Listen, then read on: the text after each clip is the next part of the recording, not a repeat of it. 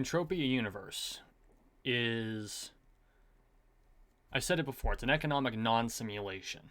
It is a real economy existing in the digital plane where market forces determine the actual value of goods.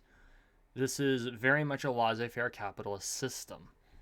And to that point, I wanted to talk a little bit about how capitalism in Entropia Universe, or Entropia Universe, models how laissez faire capitalism might actually work. Now, of course, there are things that we need to keep in mind, many stipulations, like there are limitations in the game engine. There are a lot of things in the game that you don't have to worry about, but it serves as a framework that we can have the discussion.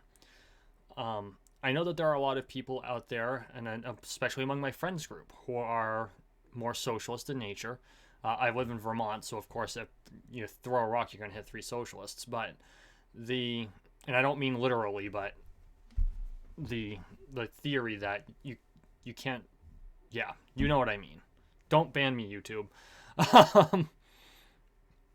The idea that you can plan out the economy and have it be more efficient and let the market do what it does seems to be a going thing here in Vermont, and it seems to be gaining a lot of traction despite evidence to the contrary in the 20th century. And so I'm on the hellscape that is the Bird app a little more often than I probably should be, and I ran across this piece of absolute gold because I saw this and I knew I had to share it with y'all. Can someone send me all the researches done by socialist economists about how the planned economy is superior to the free market? I'm trying to find articles about why the planned economy is superior to the free market, but I can't seem to find any.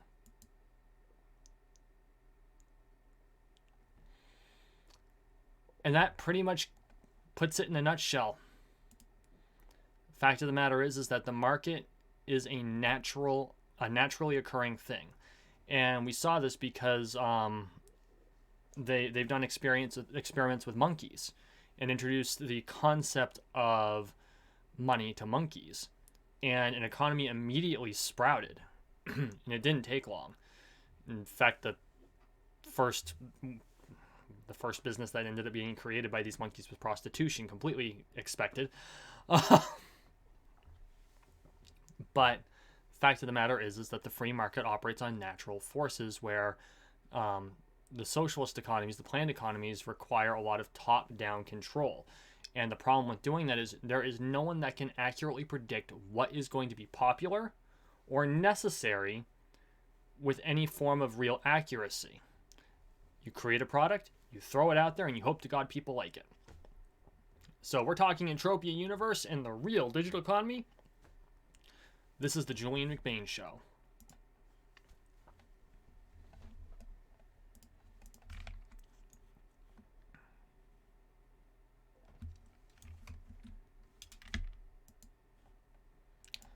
As always, the Julien McBain Show is brought to you by my patrons. If you'd like to become a patron and support my work, please consider going to patreon.com/JulienMcBain. I only have one patronage tier, which is the $5 tier, and you get access to the ebooks I've written, and you get access to exclusive content, including exclusive episodes of the Julien McBain Show. And I'm currently doing a Fallout New Vegas epilogue series, where I do some completionist work based on my live streams. So you can go check it out at my Patreon. Also, if you're new to the channel, please consider leaving a subscribe. YouTube has decided they don't like me anymore, and my subs have dropped like a rock. I have the feeling that part of that's because of the algorithm, and part of it's probably because I've changed what I've talked about recently. So if you like what I do and you aren't subscribed yet, please hit subscribe. I really appreciate it. Okay. Entropia Universe, as I'm sure you all know by now, is a robust platform with a naturally flowing economy. See, MindArc was really smart when they created Entropia Universe. They provided us a play space, and they just let us do whatever the hell we wanted. Now, obviously, over the last 20-ish years, because I think they're approaching 20. Let's see, the 15-year anniversary was 2 years ago, so we're on like year 17 or 18. What they did is they created the platform, and they pretty much said, there you go. Oh, and by the way, it's all real money. And the players just took it and ran with it. You have people in the sweating fields. They create sweat circles that are really just people agreeing to help each other out. Those aren't, some of them are planned. They'll say, hey, we want to start a sweat circle over here. Come join us if you want to. And everyone takes their share of the damage, and plenty of times people will die. But the benefit of being a video game is death is more of an inconvenience than an actual problem. This flows into the things that we have to stipulate when talking about the economy of Entropia Universe. One, it is, in essence, a video game. There are things you don't have to worry about in Entropia Universe that you have to worry about in real life. Medical issues, you don't have to worry about food, you don't have to worry about sleep, and you don't have to worry about lodging. These are things we have to worry about in real life that you don't need to worry about within the game. So although it models the perfect laissez-faire economy, it controls for things that we really can't control for in real life. And so these are things that I believe economists would definitely look at if they were to use Entropia Universe as a model for a completely unfettered capitalist system. And by that nature, it isn't an unfettered capitalist system because you don't have to account for those things. It can be assumed that the in-game government, the federal empire, probably takes care of those things themselves, or because you're a colonist, there is some sort of colonial diktat that you are able to go to. The other thing is that when it comes to healing, you have Mind Force and you have FAPS that do your healing for you. There's absolutely no medical science that can support this ever working, of course, because one's, magic and the other one is magic by technology. So while talking about this, we understand the video game aspects of the video game that make it unrealistic. These are stipulated. That being said, now let's look at the economics, because the economics are pure gold. They work very, very well, and there are this many controls over them. See, the thing about Entropia Universe is that it is a platform based on a platform based in a digital medium that provides a means of free exchange between individuals that use the platform. You are able to go out and do things like hunt, and you are able to craft, you are able to mine. As you hunt and mine, you gather raw materials. You can sell those at auction or through individual transactions to other players who then can use those materials to do things like craft, creating the things that other players need, like clothing, guns, and armor. Those then cycle back into the economy. The players that they bought the raw materials from then buy the products that they create with them, all for a markup. That means in the end, everyone has an opportunity to profit. Now, are you going to profit if you play this game? Probably not unless you're super smart, or you can set up a factory that can just produce. All of that takes, just like in real life, invested time and money. See, your avatar is not going to have the skills to just punch out guns all day long. Contrary to popular belief, you have to grind those skills out. And by grinding those skills, just in real life, you can become better at it and more efficient, so you'll have fewer failures. When you have fewer failures, you're wasting less ped. That lower amount of wasted ped can then produce guns at a higher efficiency rate, so that the markup becomes more profit and less being put out there for failures. So in this, it creates an ecosystem. This economic ecosystem functions because the players, in free exchange the goods that they can gather for money, and then the people who buy those raw materials create products that the other players want to purchase, giving them money back. This is pretty much how the real world economy works. The farmer buys seeds, lays them in the ground, covers them with soil, tends them, grows the crops, harvests them, sells them at the grocery, because they probably bought the seeds at the grocery or the farmer's market. It makes money back. And the only difference is the labor they put in. All forms of business rely on a very similar formula. Now, there are some in-game player corporations that have been created. Some are societies. Some are, I don't know if they're spontaneous. Big Industries, of course, is the best known. And Big Industries is 4 guys who run a bunch of owned land areas on a Mithra and Calypso. And that's, at least 2 of them make their whole living doing that. That's all they do. Now, they're definitely an outlier. They are not going to be the typical Entropia Universe player. But it shows that this is how you can tell the economy functions. When things like that actually happen, it means something must be going right. Now, the thing about no regulation. In real life, we have market regulation. Some of that market regulation is very, very necessary. And I say this as a libertarian. Y'all know I'm a libertarian. I've been through it before. But without certain types of regulation, a lot of problems will arise. The biggest problems that will arise are things like antitrust. Monopoly crushes opportunity. And if you leave things to just as they lie, then the chance of having vertical monopolies or cartelized vertical monopolies goes up.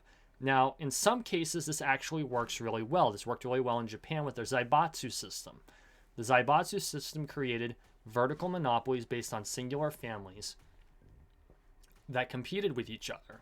There was always a way to enter, even if it was really, really tough. And I don't know if that was because of Japanese tradition or because of Japanese law, because we broke up the U.S. broke up the Zaibatsu after World War II, which I honestly think was a big mistake. See, unlike a lot of what we think of as corporations here in the United States or in Europe, in Japan, Zaibatsu were responsible to their employees to make sure they were taken care of. They were considered family. We don't have that so much here in the West. And so we had a lot of problems with exploitation. That's probably because of the different type of feudalism that the West had as opposed to those in the East. Although feudalism generally has its issues, many issues. So having that safeguard against vertical monopolies is generally a good thing. And we can see a great example of this in tech companies right now. And keeping in mind, I'm here on YouTube. I'm also on Rumble, but I'm here on YouTube, which is the second largest search engine in the world, owned by the largest search engine in the world, Google. Google is an example of one of these vertical monopolies. Google holds a lot of power. Now, there are competitors out there, but not many people use Bing or there's a Russian one now that's like Russian Google. But Google owns the verb. You own the verb. You got the monopoly. And the amount of power that Google wields is significant because they have that monopoly. Now, whether or not it's appropriate for them to have that kind of power, I will leave for you, the viewer, to decide. I have my criticisms of it, and I understand market efficiency and why there are good things about it, theoretically. But it also means that Google can control the algorithms so that when you do search, because if you search something on Google and then search it on a different search engine like Bing, you're going to get totally different results.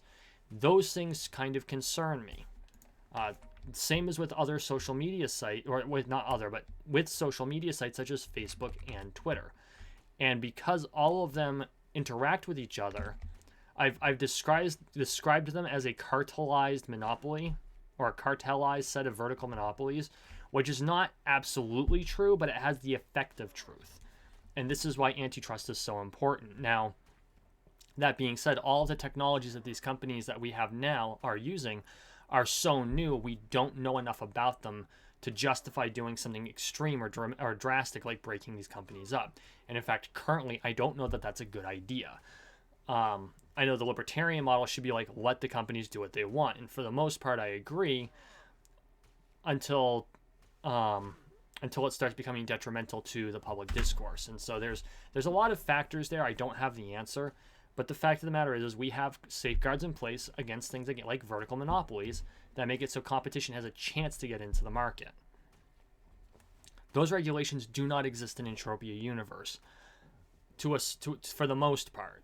Now, there are a few things that are in Entropia Universe that prevent it from becoming too extreme. One of the things that I've noticed as an issue is the sweat market. And this is a good example of it. See, on the sweat market, you have the sweaters. And the sweaters are basically farmers. They stand there all day and they grind out sweat. And I've done it too. I've spent months where I do nothing pretty much but sweat mobs. One, for the experience, because I think every player should do that from time to time.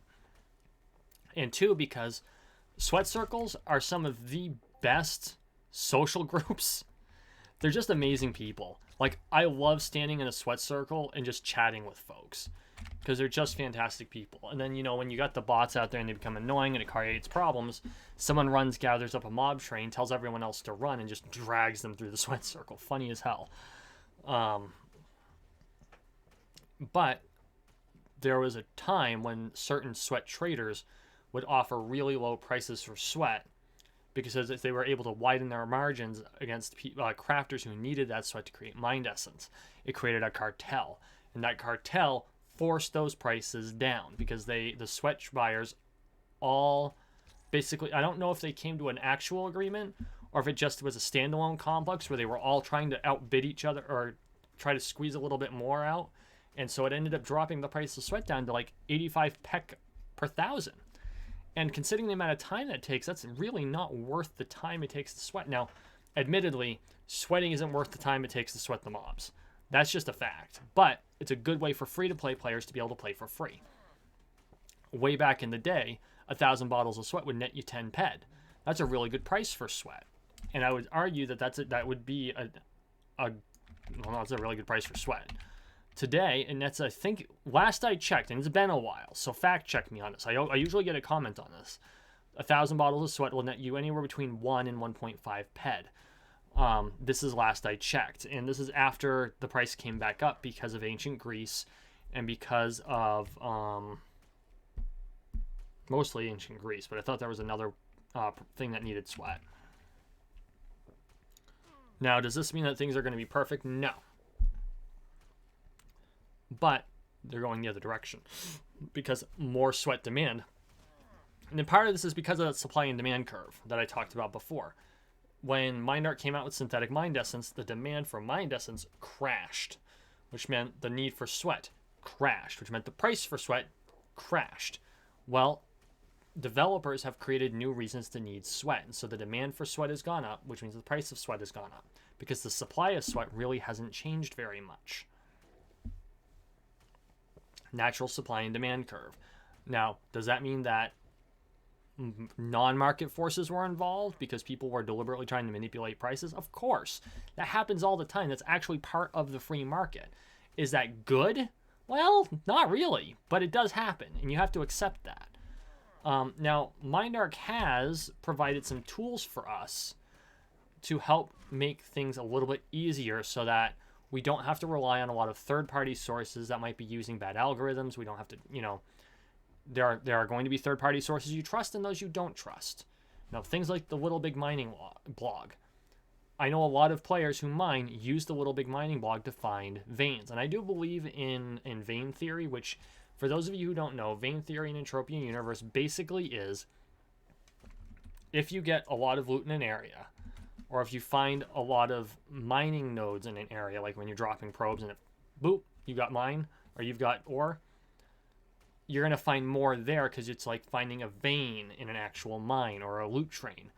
And I believe that this theory is fundamentally true, or essentially true, at least when it comes to mining. I've had a lot of success by following up with extra drops, particularly on Cyrene. I love Cyrene, especially for training my mining. But that being said, we have no evidence of it. And the Ludius algorithm is the best kept secret in the Western Hemisphere. So, actually, I think it's technically in the Eastern Hemisphere. Doesn't matter. Best kept secret in Europe. So, MindArt has provided us some tools so that we can at least understand where the market trends are without trying to guess. Now, this hurt traders a little bit because they were able to go through the process of buying in one place and moving it to another and selling it for a markup, which was far more important before the teleporter system was put in. But now that there is a teleporter system, this market value part really, really helps. As you can see, this is Kafes hide. It's probably pronounced Kafes. And no, I'm not making fun of everyone. I try my best to pronounce things correctly. I actually had a professor back in college that was from Afghanistan, and his name was Ahmed. And I know a lot of people go Ahmed. It's not Ahmed, it's Ahmed. The inflection is different. So I believe this is pronounced Kafes. Kafes. I don't know. Q's have a hard C sound when there's no U after them. So Kafaz. Kafaz. Kafaz? Would someone from Team Toulon tell me how to pronounce this? So you can see the markups here. Now, obviously, Kafaz hide has gone up in price. This month, 422% is the peak, and that's probably the peak overall. We can, of course, look at the charts. It does look like it went up quite a bit. There have been some random sales that have been way the fuck up. But the markup trend has been steadily going upward. And that's likely because there's an increased demand, with Toulon becoming so much more important. With the advent of the Book of Life, with Virtual Sense doing a lot of work to attract players to the planet, and probably due in no small part to the Titans of Space doing a lot more events here, the need for Toulon materials has increased dramatically. This is one of the reasons that I've been just hammering on hunting these guys, because they have a lot of good markup stuff even though they're rare drops, and I'm able to punch out the Kafaz challenge really well just because I want to have all of the codex missions, you know what I mean? Whoa, let's heal. Almost died there. That would have been embarrassing. So anyway, they've provided us these tools to see what the markup is going to be, so that when trading with someone, and it's based on the auction house.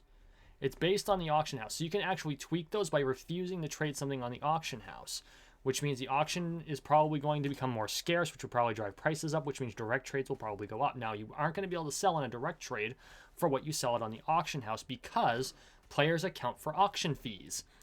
Selling it directly, the player putting it up does not have to pay auction fees and therefore should offer a lower price. This is part of the market system. This is exactly how things work in real life. It's exactly how things work in real life. And because of that, the market efficiency in Entropia Universe is very, very high. I am flabbergasted that economists don't come in and study Entropia Universe for economics. And I'm sure there's probably been people that have found it. But seriously, economists, get your shit together and get an Entropia Universe. You will love breaking this down.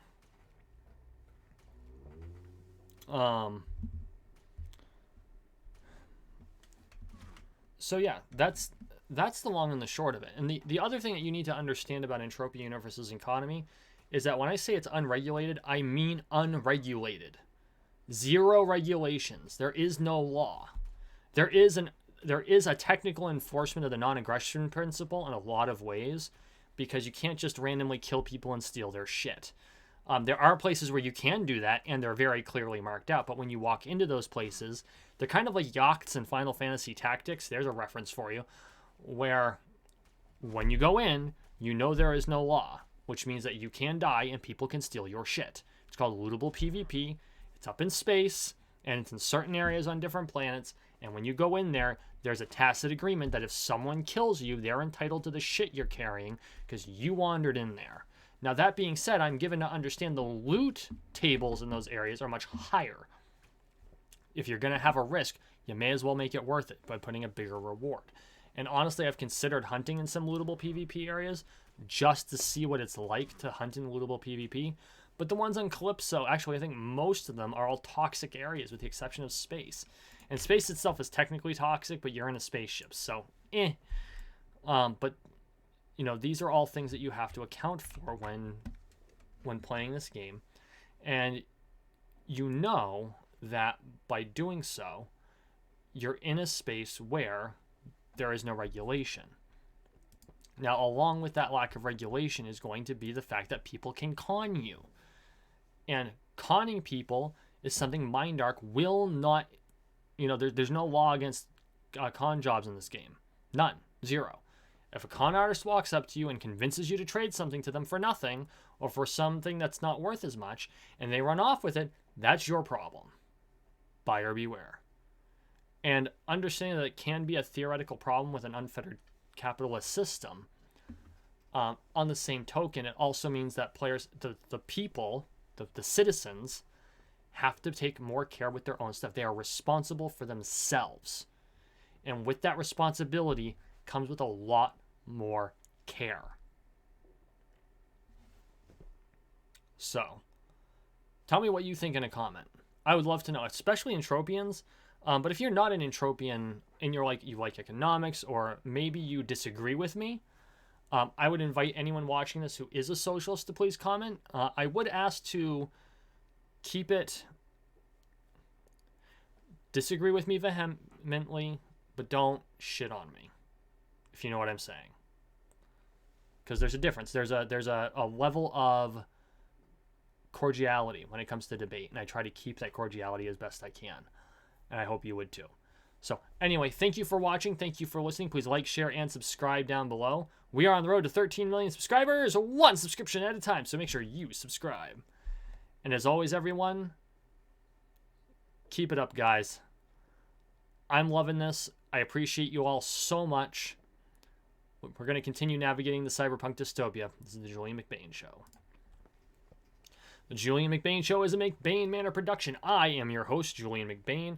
My live stream moderators are Kat J. Lambertson and Captain Aubrey. And a huge shout out to my patrons, Red Kryptonite, J. Lambertson, and Spectrum 3900, who I have been misprinting as Spectrum 3600 for way too long, so I'm really, really sorry. I hope that you decide to join us. We will see you in the next one.